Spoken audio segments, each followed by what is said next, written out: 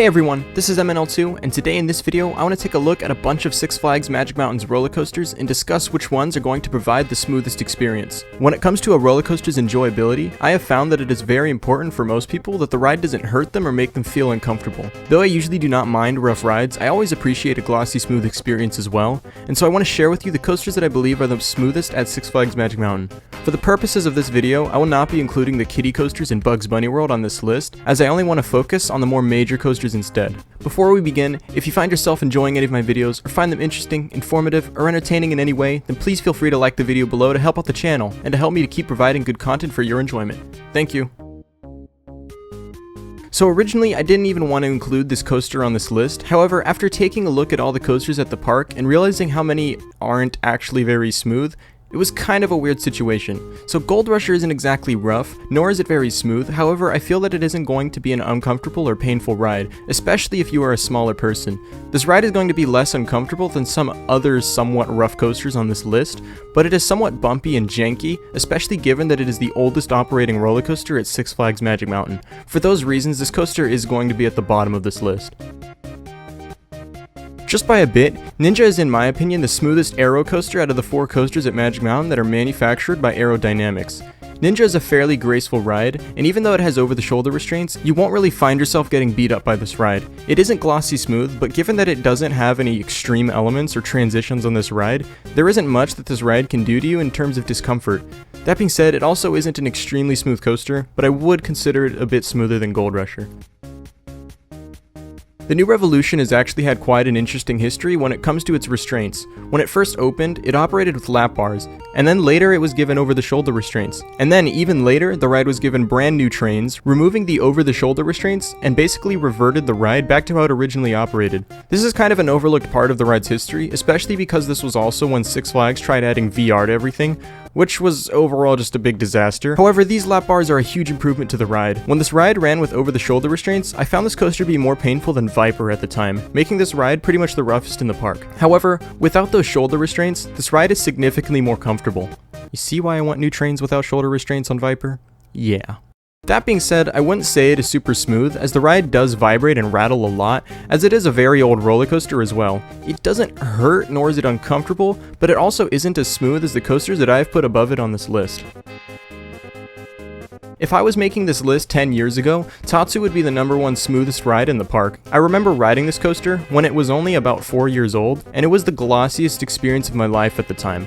However, just like with all things, this ride has aged. I wouldn't say that it has aged horribly, but it is significant enough to where I believe this coaster is nowhere near the butter smooth experience that it used to be. The most noticeable section of vibration and roughness is of course the legendary pretzel loop. The rattle does take away from the pretzel loop just a tad, but luckily B&M Flyers use restraints that make it pretty much impossible for you to bang your head on anything. So this is more so just a matter of being shaken around a lot. Of all the B&Ms at Six Flags Magic Mountain, I've personally found Batman the Ride to offer the smoothest experience. Now, keep in mind here that smoothness and intensity can sometimes counteract each other. By this, I mean the ride can be so intense that it might seem like it is uncomfortable just based on the amount of positive G-forces it is pulling. And if this thing pulls an uncomfortable amount of positive G-forces, then I still don't see how Intimidator 305 is an elite Giga coaster. However, I feel that the actual smoothness of the ride is pretty good. It won't bang your head at all, and doesn't really have that much of a rattle, especially when compared to other B&Ms at the park. And double especially when compared to Raptor at Cedar Point. Similarly to Batman the Ride, Goliath pulls a lot of positive G-forces. However, the difference here is that Goliath features lap bars, which give you a much more wide open feel. The ride itself is actually pretty smooth and doesn't have any major rough patches. It does vibrate just a bit, and you can feel it just a bit on the forceful moments, such as the bottom of the first drop and pretty much the entire spaghetti bowl section. Also, this ride actually does slightly benefit from having no airtime, because unlike some other hypercoasters that might exist out there, you know, hypothetically speaking, at least your thighs will remain in one piece upon getting off this ride. Sunday the Ride, aka Superman Escape from Krypton, is one of the simplest yet one of the most advanced roller coasters to ever roller coast. Yes, I just said that. Sunday the Ride is very simple in theory. You launch down a straight track really fast, you go really high, then you fall back down and you hit the brakes. Now if you were riding Top Thrill Dragster, you probably would have never made it past the launch. because it broke down. So that being said about Sunday the Ride, there isn't much here that can go wrong when it comes to smoothness. The track is also built in a very similar fashion to RMC iBox track, which also contributes a lot to this ride's smoothness. Even though I don't find this ride to be rough or uncomfortable, or even have that much of a rattle, I wouldn't say that it is the smoothest in the park, partly because of how bulky and annoying the restraints are, but also mainly because the ride does shake just a little bit when launching down the track. It's like a subtle side-to-side motion, and even though it doesn't really affect your ride experience, it is there, and I do find the next 3 rides to somehow provide even smoother experiences. Full Throttle is one of the most legendary but also notorious roller coasters to feature a vertical loop. This roller coaster was manufactured by Premier Rides, and so far, out of all the Premier coasters that I have ridden, I haven't found a single one to be rough or rattly. To be fair, I haven't ridden very many Premier launch coasters, but I will be having the opportunity to ride 3 of the old-fashioned Premier Spaghetti Bowl coasters in a few weeks. At least I'm looking forward to one coaster at King's Dominion. And I would be looking forward to Twisted Timmy over here, but this exists. Anyways, back to Full Throttle. When this ride opened in 2013, it was immediately the smoothest roller coaster that I have ridden. And that statement would still be true to this day if the year was still 2013. This ride has actually been aging amazingly. Though the ride is showing its age aesthetically with the various scuffs and stains all over this ride, it still runs beautifully. Some people will find a small rattle on this ride, but me personally, it is just so powerful of a coaster that even if I did think it has a rattle, the ride does a really good job at distracting you from any possible vibrations. The only moment that I can feel a slight hint of a rattle is that hard bank turn to the right immediately following the vertical loop. But aside from that, this is an incredibly smooth roller coaster.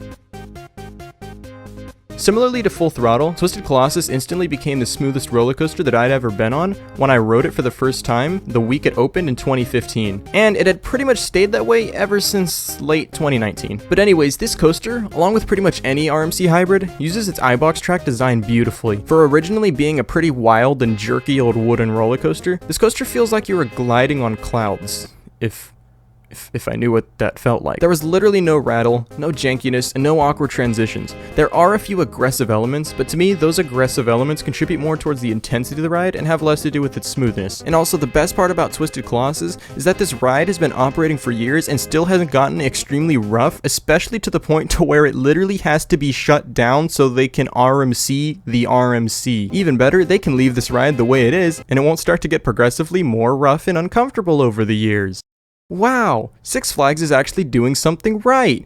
Seriously, Herschend, what is wrong with you? Anyways, up until recently, I have found Twisted Colossus to be the smoothest roller coaster at Six Flags Magic Mountain. But what coaster has recently overtaken Twisted Colossus in terms of smoothness? Well, only by a hair. I believe that the smoothest roller coaster that you can experience at Six Flags Magic Mountain is none other than Scream, the park's B&M floorless coaster. This coaster is such a butter smooth experience. I'm just playing with y'all, relax, alright? I can see you getting all heated already, like chill.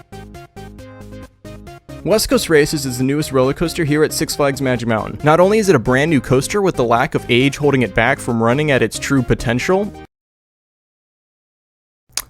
but it is also another Premier multi-launch, which, like I was talking about for Full Throttle, Premier is like the one manufacturer that makes completely smooth rides every single time.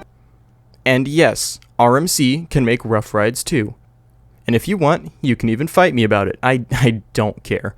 Just give me a bit of time to weaponize Skyrush's airtime for my choice of combat utility. West Coast Races is not only completely glossy smooth from start to finish, but without any extremely intense moments, there just aren't any moments of discomfort whatsoever on this coaster. That being said, this is in my opinion the smoothest and most comfortable roller coaster at Six Flags Magic Mountain. And that's really saying something too, especially given that I'm approximately 6'4", and if you are a fellow tall person, then you would understand that Premier lap bars and shin guards are not the most comfortable restraints to fit into. Speaking of restraints, I just wanted to talk about the ride's comfort collars real quick. Now, I'm gonna be completely honest here, I like the comfort collars. Simply because they don't do anything against you. Seriously, I've ridden West Coast Racers almost 20 times now, and not a single time at any point in any of those rides have I even realized or remembered that the comfort collars are even there. They don't restrict you from putting your hands up, they don't stop you from getting any room when your restraint is closed, they don't cause you to bump your head on anything, and you really can't even feel them there. I'm skinny, so for me, most of the time they aren't really making much contact with me anyways, and if they are, I genuinely haven't even noticed. But anyways, I'm actually glad that this ride has the comfort collars. Yes, you heard that right. Because if it didn't, then it would have to have seatbelts like the ones used on Full Throttle, and if you guys didn't already know, seatbelts significantly slow down operations because guests aren't supposed to pull down their restraints until a ride attendant checks their seatbelts. With West Coast racers as comfort collars, this problem is resolved. The guests can close their own restraints and fasten their own comfort collar, making loading trains significantly faster, overall improving dispatch times. But anyways, West Coast Racers is right now just the best definition of a perfectly smooth roller coaster, and you can ride this thing endlessly without getting the slightest hint of a headache. Seriously, I rode this thing 11 times during member preview, half of which were night plus rain rides. Guys, holy frickamole. First of all, look at this rain. We just rode West Coast Racers 10 times. There's absolutely no line in there. As you can clearly see, those guys over there are bored. And in case you don't believe me, if you don't think it's running, see, look, see, with people on it. It's freaking amazing, this ride. Boy, do I miss that. Anyways, I hope you guys enjoyed the video. If you haven't already noticed, I'm trying to have just a little bit of fun during these videos by poking fun at some other various roller coasters for seemingly no reason. I genuinely don't have anything against anyone personally, nor do I even hate any of these rides with a passion. I just want to be not boring to listen to for like 10 minutes and to just be a bit entertaining. As long as you count triggering hardcore coaster enthusiast as entertaining, then we all good. With that said, if you did end up enjoying the video regardless, then please feel free to like the video. It helps me out so much. I'm very happy to keep providing these videos for y'all, and I just want to make sure that you guys enjoy watching them. So anyways, thank you so much for watching, and I'll see you in the next video. Goodbye.